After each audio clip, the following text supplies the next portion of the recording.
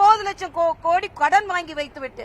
ஆனா மரியாதைக்குரிய நிர்மலா சீதாராமன் இன்று இந்திய பொருளாதாரம் உலகிலேயே 3வது பொருளாதாரமாக பீறு நடை போட்டுக் கொண்டிருக்கிறது.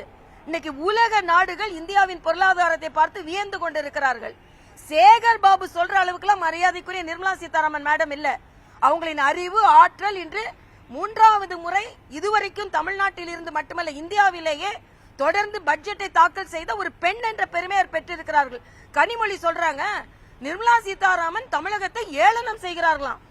நீங்க தான் ஏளனம் செய்கிறீங்க. நான் கேட்கிறேன், இதே கனிமொழி அக்காட்ட கேட்கிறேன், மதுவிலக்கு கொண்டு வருவோம்னு சொன்னீங்கல்ல, தமிழ்நாட்டில் அதிக விதவைகள் இருக்கிறாங்கன்னு சொன்னீங்கல்ல, அப்ப நீங்க ஏமாற்றுவாங்க. அதை கேட்டுக் கொண்டிருந்த மக்கள் ஏளனமாக நீங்க மக்களை நினைக்கிறீர்களா? நாம சொல்றதெல்லாம் சொல்லுவோம், அவங்க கேட்டுக்குவாங்க, ஓட்டு போடுவாங்க, செய்யலாம் வேண்டியதில்லை அப்படின்னு யாரு ஏளனமாக மக்களை நினைக்கிறார்கள்? நீங்க தான் மக்களை ஏளனமா நினைக்கிறீங்க.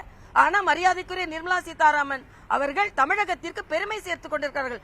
தமிழ்நாட்டில் பிறந்த ஒரு பெண்மணி அங்கே நம்ம பாராளுமன்றத்தில் நமது நிதிநிலை அறிக்கையை அவர்கள் சமர்ப்பிக்கிறார்கள்.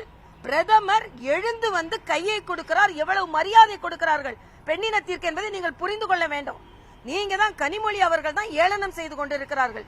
தமிழக மக்களை ஏளனம் செய்து கொண்டிருக்கிறீர்கள்.